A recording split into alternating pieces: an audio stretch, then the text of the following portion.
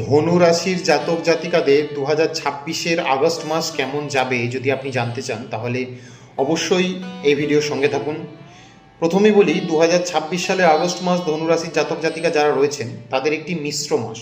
মিশ্র মাস কেন বলছি, তার কারণ এই মাসটি ধনু রাশির জাতক জাতিকাদের কিছুটা ভালো এবং কিছুটা খারাপের সঙ্গে মিলিত হয়ে একটি মাস গঠন হয়েছে।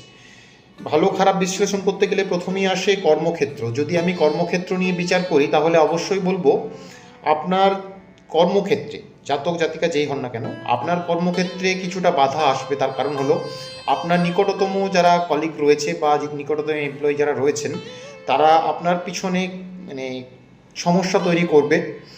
সমাধান খুঁজে বের করতে হবে আপনাকেই। তার জন্য আপনাকে করতে হবে স্পষ্টবাদী হতে হবে, স্পষ্ট মনোভাবাপন্ন ব্যক্তি হতে হবে।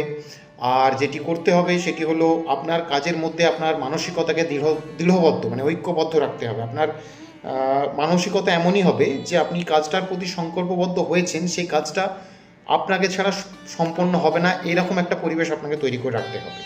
তাহলেই দেখবেন তারা পিছনে লেগেও কিছু করতে পারছে না, পরিষ্কার ব্যাপার। এরপর যদি বলি আর্থিক অবস্থা, তাহলে আর্থিক অবস্থার কথা মাথায় রেখে আপনাকে একটু সঞ্চয়ী হতে হবে।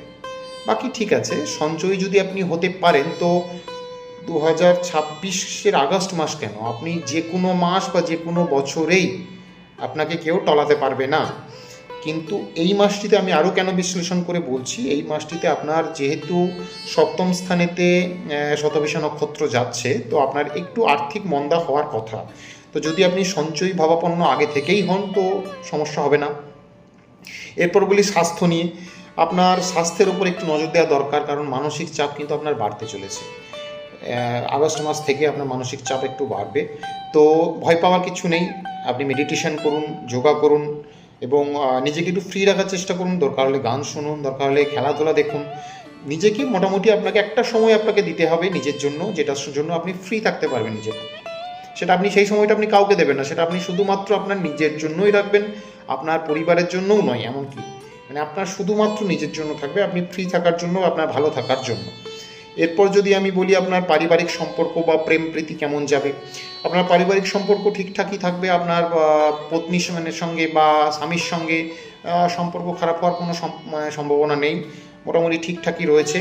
শুধুমাত্র একটি সমস্যা হতে পারে, যদি প্রেমের কোনো জটিলতা তৈরি হয়ে থাকে এই মাসটাতে, কিন্তু সেটা তীব্র হবে। প্রেমের জটিলতা যদি কোনো দম্পতির তৈরি হয়ে থাকে, দম্পতি বললে ভুল হবে, যদি কোনো কাপেলের তৈরি হয়ে থাকে তো সেটা কিন্তু আরেকটু তীব্র হবে এই মাসেতে, আগস্ট মাসেতে। যদি আরও বেশিরভাগ